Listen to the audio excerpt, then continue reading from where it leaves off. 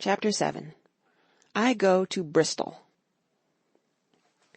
It was longer than the Squire imagined ere we were ready for the sea, and none of our first plans, not even Dr. Livesey's, of keeping me beside him, could be carried out as we intended.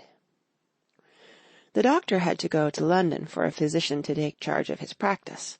The Squire was hard at work in Bristol, and I lived on at the Hall under the charge of old Redruth, the gamekeeper, almost a prisoner, but full of sea dreams and the most charming anticipations of strange islands and adventures. I brooded by the hour together over the map, all the details of which I well remembered. Sitting by the fire in the housekeeper's room, I approached that island in my fancy from every possible direction. I explored every acre of its surface. I climbed 1,000 times to that tall hill they call the Spyglass, and from the top enjoyed the most wonderful and changing prospects. Sometimes the isle was thick with savages, with whom we fought, sometimes full of dangerous animals that hunted us, but in all my fancies nothing occurred to me so strange and tragic as our actual adventures. So the weeks passed on, till one fine day there came a letter addressed to Dr. Livesey with this addition: "To be opened, in the case of his absence, by Tom Redruth or young Hawkins." Obeying this order, we found, or rather I found, for the gamekeeper was a poor hand at reading anything but print, the following important news: Old Anchor Inn, Bristol, March 1, 17 blank. Dear Livesey, as I do not know whether you are at the Hall or still in London, I send this in double to both places. The ship is bought and fitted. She lies at anchor, ready for sea. You never imagined a sweeter schooner. A child might sail her. 200 tons. Name, Hispaniola. I got her through my old friend Blandly, who has proved himself throughout the most surprising trump. The admirable fellow literally slaved in my interest, and so, I may say, did everyone in Bristol, as soon as they got wind of the port we sailed for. Treasure, I mean. "Redruth," said I, interrupting the letter, "Dr. Livesey will not like that. The Squire has been talking after all." "Well, who's a better right?" growled the gamekeeper. "A pretty rum go if Squire ain't to talk for Dr. Livesey, I should think." At that I gave up all attempt at commentary, and read straight on. Blandly himself found the Hispaniola, and by the most admirable management got her for the merest trifle. There is a class of men in Bristol monstrously prejudiced against Blandly. They go the length of declaring that this honest creature would do anything for money, that the Hispaniola belonged to him, and that he sold to me absurdly high, the most transparent calumnies. None of them dare, however, to deny the merits of the ship. So far there was not a hitch.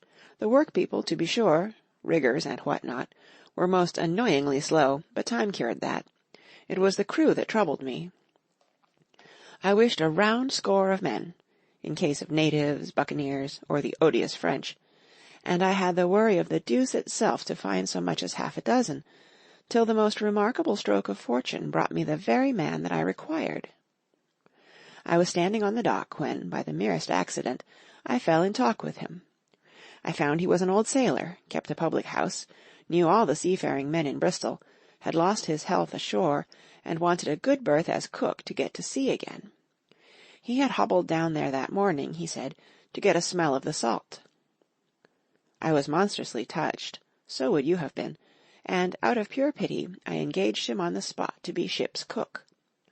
Long John Silver, he is called, and has lost a leg, but that I regarded as a recommendation, since he lost it in his country's service, under the immortal Hawke. He has no pension, Livesey.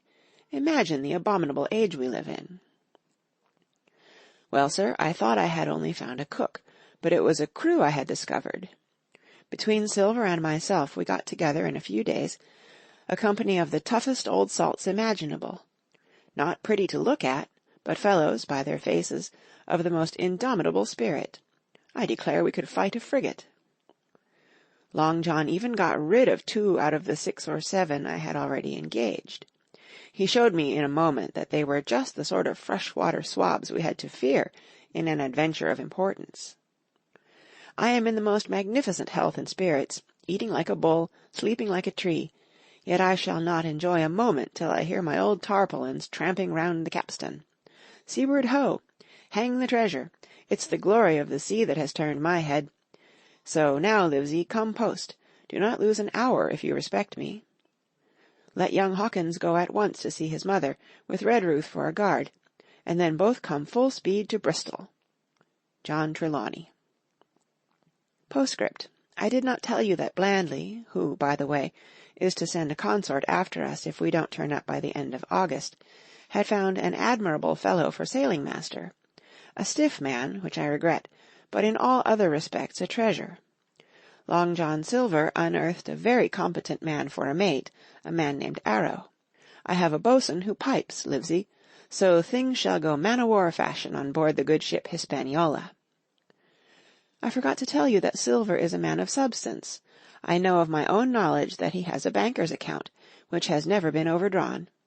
He leaves his wife to manage the inn, and as she is a woman of colour, a pair of old bachelors like you and I may be excused for guessing that it is the wife, quite as much as the health, that sends him back to roving.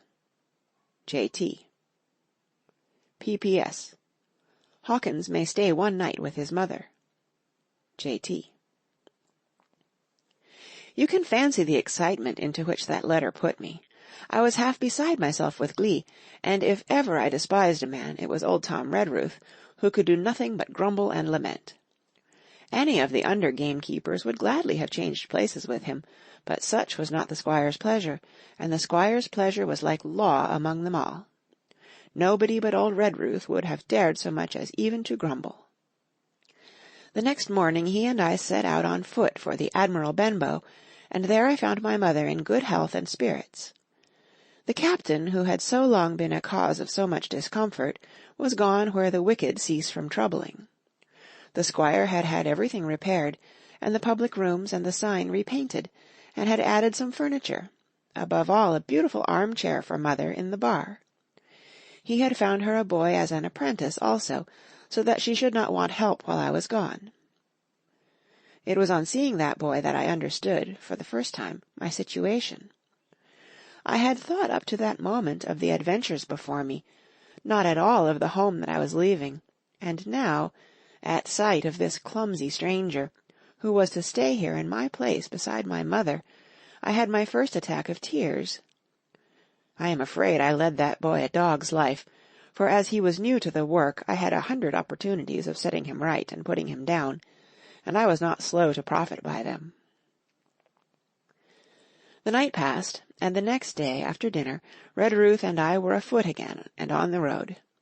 I said good-bye to mother and the cove where I had lived since I was born, and the dear old Admiral Benbow, since he was repainted, no longer quite so dear.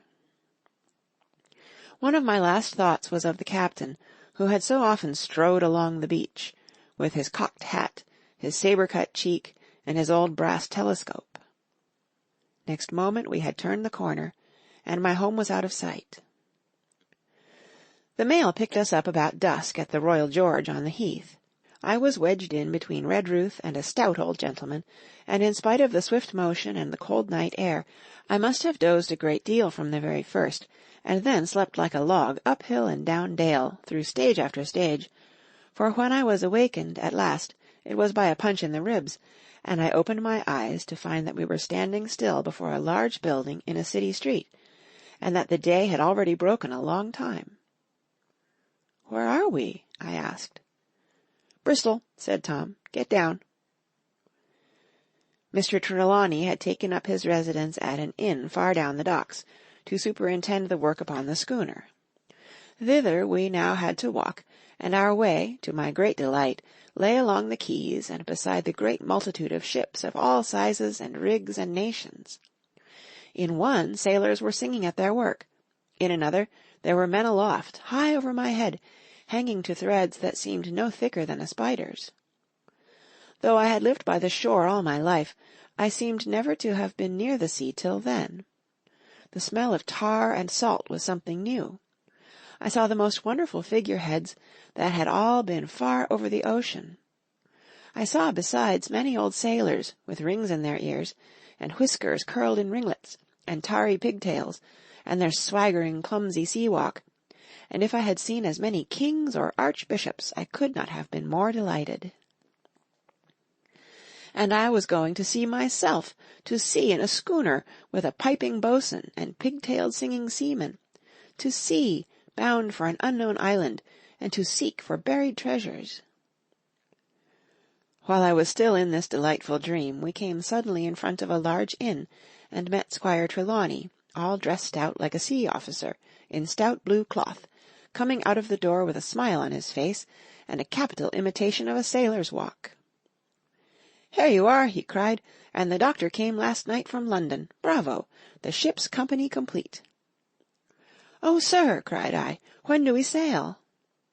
"Sail?" says he. "We sail to-morrow."